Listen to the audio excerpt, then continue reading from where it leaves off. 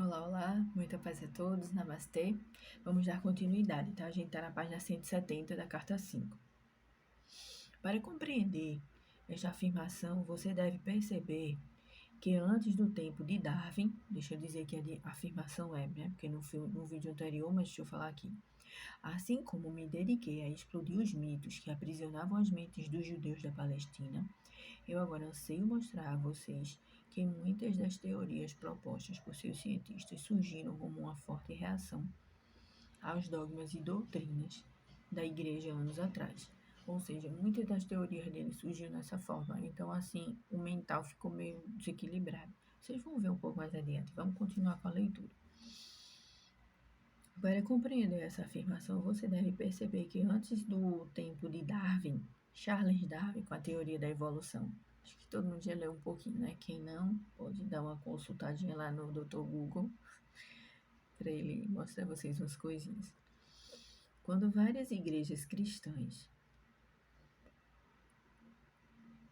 perdão, quando várias igrejas cristãs tinham a mente do povo sob seu domínio,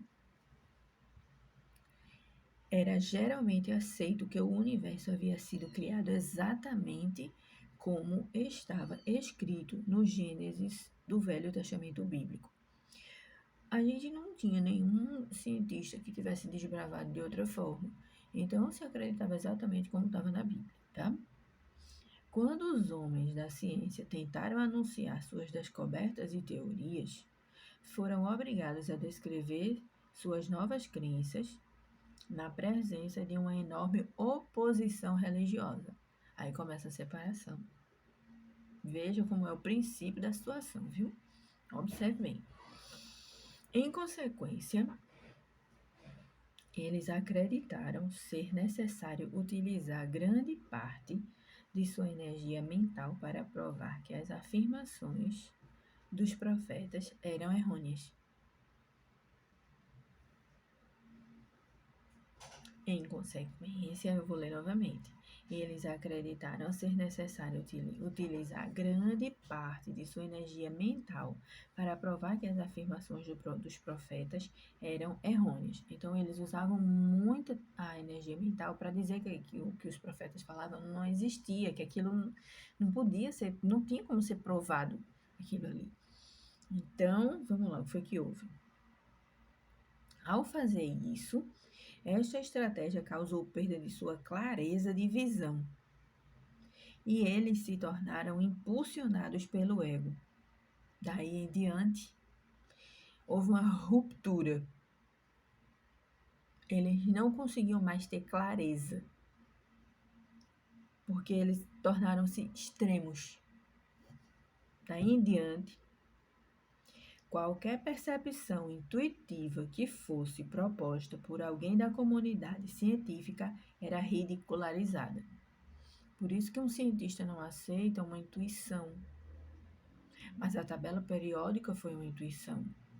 Ele estava, a pessoa que organizou a tabela periódica daquele jeito, ele estava tipo em transe, naquele sono, sonho, uma coisa meio aqui, meio lá, que ele não entendeu, mas foi a forma como se organizou os elementos que a gente usa aqui, foi daquele jeito que ficou muito bem explicado.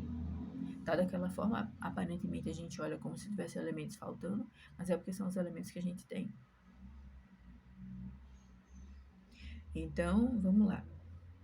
Mas ao fazer isso, eles tentaram, em consequência, eles acreditaram ser necessário utilizar grande parte de sua energia mental.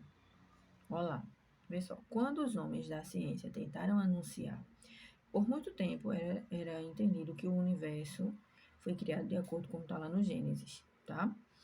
Quando os homens da ciência tentaram anunciar suas descobertas e teorias, foram obrigados a descrever suas novas crenças na presença de uma enorme oposição religiosa. Aí você imagina a religião com o controle da mente das pessoas e alguém chegar a dizer que não é assim, que é o contrário, que tem mais coisa aí que não estão querendo dizer pra gente. Imagine isso como foi. Se hoje ainda é complexo, você imagina naquela época. Em consequência, eles acreditaram ser necessário utilizar grande parte de sua energia mental para provar que as afirmações dos profetas eram errôneas. Aí, no que eles fizeram esse extremo dessas polaridades dessas coisas, usando a energia mental nesse sentido, houve uma perca de clareza da visão deles. Mas ao fazer isso, essa estratégia causou perda de sua clareza de visão e eles se tornaram impulsionados pelo ego. Daí em diante, qualquer percepção intuitiva que fosse proposta por alguém da comunidade científica era ridicularizada. Como é, eles não aceitam. Como falou o professor Hélio Fritjof Capra, um doutor em física, trabalhando com alta energia. Depois, quando ele escreveu o tal da física, ele agora é palestrante, ele não é mais físico. Então, a gente precisa criar essa ponte. Essa ponte para que a gente tenha uma quebra de paradigma muito grande e uma abertura de visão muito grande. Nossa, é muito importante essa ponte entre espiritualidade e ciência, mas sem doutrina, tá? Rejeitada era daí em diante, qualquer percepção intuitiva que fosse proposta por alguém da comunidade científica era ridicularizada, rejeitada e posta de lado por outros cientistas. Por causa desse clima mental, o pêndulo da investigação da verdade oscilou exclusivamente para a invariável crença na razão e na lógica, aprisionando o intelecto humano no materialismo ao buscar as percepções acerca das origens da vida e da existência. Assim, é absolutamente necessário para mim refutar algumas teorias científicas e mostrar que são tão errôneas quanto as chamadas verdades da doutrina cristã. Ou seja, o equilíbrio entre essas duas coisas. Se você se você extremiza para o lado da fé cega e você extremiza para o lado da ciência pura, você vai estar errado em qualquer dos sentidos.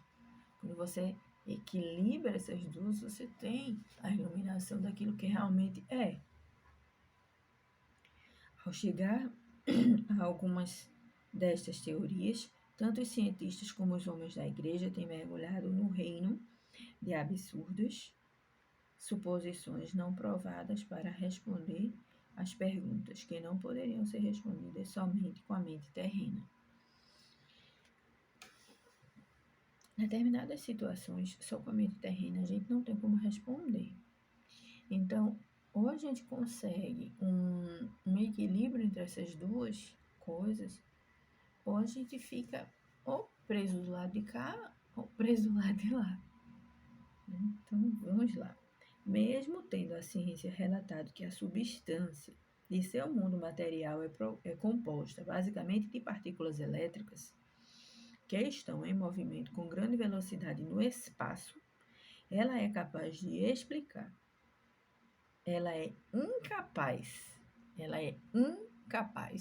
de explicar por que tais partículas de energia tomam a forma e a densidade de matéria.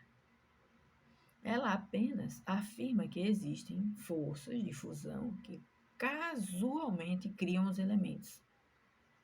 A gente sabe que nada no universo é acaso, é uma causa, então é uma causalidade, não é uma casualidade. Então tem um sentido de tudo que está acontecendo. A ciência não pode dizer a você qual é a força de motivação que atrai as partículas que formam os elementos. A ciência tampouco pode explicar de onde vêm originalmente tais partículas de energia. Apenas afirma que foram liberadas durante o Big Bang, o qual acreditam deu o primeiro impulso da criação. Mas por que um repetir no Big Bang? Porque qual foi o fator de motivação por trás deles? Então, a ciência fala de eletromagnetismo, porém não pode dizer de onde vêm tais energias que aparecem e desaparecem. Para onde vão? Por que vão? E de uma perspectiva humana, não parece haver atividade inteligível dentro ou por trás desse trabalho. Então, Como pode? A ciência diz que o eletromagnetismo simplesmente é. Como pode uma força que cria tudo simplesmente é e não ter uma admissão que isso é a fonte criadora de tudo? Universo, Deus, Pai, Mãe, alguma coisa que você entenda aqui, que é uma inteligência maior que você. Um simples fato da existência, ainda que produza um trabalho altamente inteligente e intencional sob a forma de milhões de bilhões de substâncias das quais é feito o universo. Como acontece isso? Não há nada que o eletromagnetismo tenha tornado visível que a mente humana possa considerar como sem propósito ou sem significado. Eu acredito que até aqui a gente já tem umas perguntinhas para se fazer, se questionar e colocar em questão algumas coisas. Então, assim, já tem como a gente colocando o pé no chão e tirando nossas próprias conclusões. Porque apesar de não ter todo aqueles cálculos científicos, mas a gente tem um pouco de leitura, tem um entendimento e dá para a gente ir tirando algumas coisas para que a gente tenha um entendimento disso. Então, eu acho que o Cristo colocando isso para a gente dessa forma muito clara, muito simples, dá para a gente ir tirando entendimento.